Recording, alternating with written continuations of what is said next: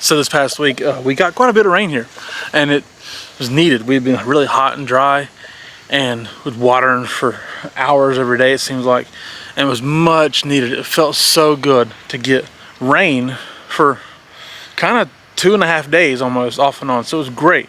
It's dried up already now, but nonetheless, it was great to see all this rain. And it reminded me of 1 Kings chapter 18, where Elijah, okay, it's a longer story truly to understand everything about Elijah, but Elijah in 1 Kings chapter 18 had been on the run. Okay, he was on the run because Jezebel was killing all the prophets of the Lord. And Elijah was on the run, getting out of there, and he had kind of gotten to the point where he's like, hey, I'm the only one left. You know, everybody else is killed or ran off, which wasn't true. Obadiah had hidden 100 prophets in 2 caves and was taking care of them there, but they were all hiding because Jezebel was killing all the prophets, okay? King Ahab at the time had turned his back on the Lord, and they were following Baal, and they had prophets of Baal, and they had Asherah poles set up all over the place, and they were worshiping false gods, right? Plain and simple. And so at that point, Elijah had prophesied that it would not rain, be famine on the earth, right? And so for 3.5 years, it did not rain. It did not rain, and that's the time that's actually when Elijah was on the run and all prophets were being killed, was because there was no rain, and they were blaming the prophets, and they were going to kill all the prophets for it. And at one point, the Lord said, hey, go present yourself to Ahab. And they were looking to kill Elijah specifically. Okay, they were looking to kill him. So the Lord said, hey, go present yourself to Ahab. So he went, and I'll just summarize him, by the way. And at this point in time, they had a showdown on Mount Carmel, essentially, is what happened.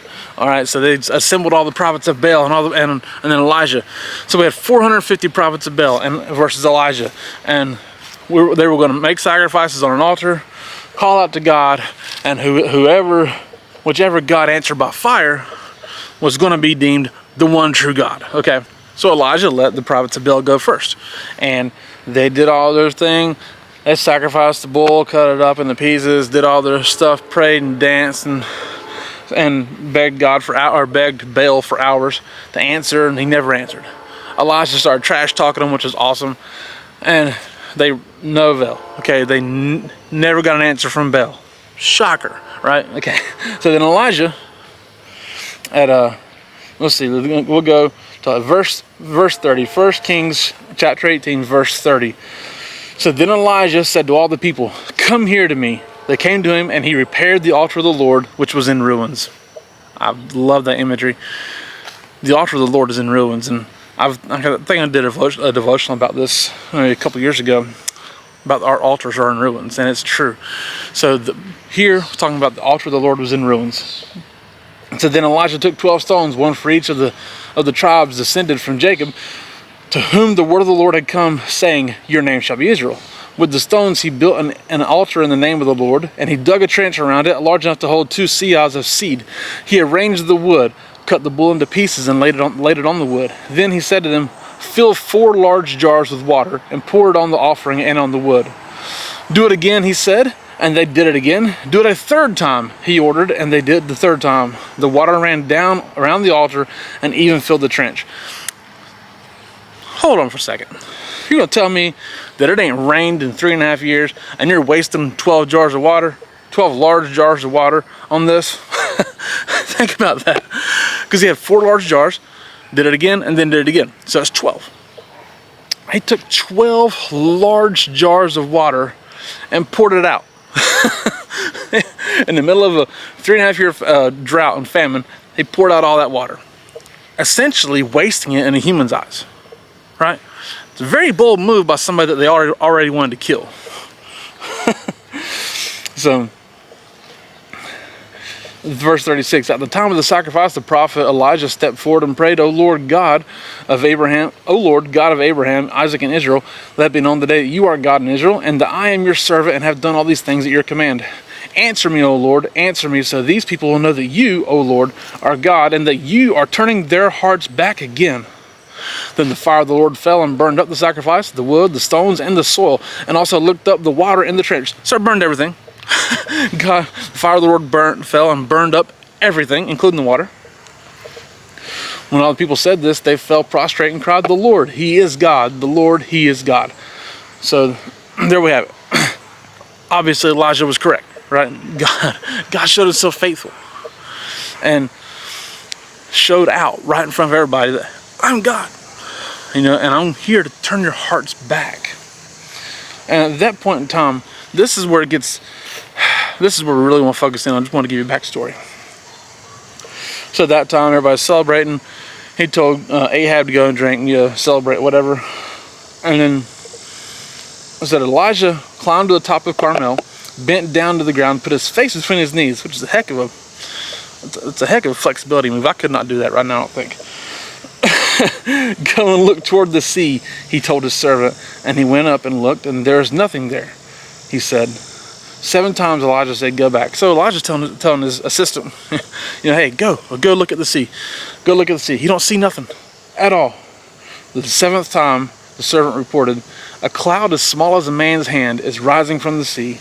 So Elijah said, "Go and tell Ahab, hitch up your chariot and go before the rain stops you." So then, there it is. It stormed like crazy. Rain fell like crazy and flooded out, and essentially ran down the mountain and had so much water it flooded out. Okay. What I want to focus on here, though, is this idea that they ain't seen a cloud, a storm cloud, a rain cloud rise in 3.5 years. They were in drought. Insane drought and famine. Dry, dusty, hungry, thirsty. And yet, here comes this little sign that the Lord's moving. A cloud as small as a man's hand. You can see it rising from the sea. Sometimes we've been in drought in our own lives, and we feel like we're in drought, and we're thirsty, we're dry, we're hungry. We feel like we're in a desolate place in our life. But if we just look for God to work, because He might be trying to work, you just don't know it because you ain't looking. But you got to look for Him to work. You got to be looking, even in that time of famine, even in that time of drought. If you've got to look for God to be working, or else you may not ever see it. It just takes a little bit of hope. Just a little bit. It's just a little cloud rising from the sea. But yet Elijah said, "Hey, God's working. Let's go prepare ourselves for God's work, God's blessing. God's pouring out His Spirit here, right? God is working right here. We see it coming. He's bringing rain for us. And I know it because I see the smallest thing. I know that's God. We have to do that in our own lives, because we're going to have times where we feel desolate, where we feel dry, where we feel hungry, we feel abandoned, lonely, like we're having a drought and a famine of our own. But when you look for God to work, you just look. Just keep looking, knowing He's going to work. Knowing God's faithful. Knowing He's going to be there. Knowing it's going to be all right. Knowing that God will show His hand at work at just the right time. And then find the smallest glimmer of hope. Just the smallest thing, and say, "Hey, I see God's working. I see God's working." The faucet's being turned on, right? But I see God at work. So I know He's going to keep working. Maybe not right now. Maybe it won't be this big overflowing rainstorm right now. But I see the cloud rising.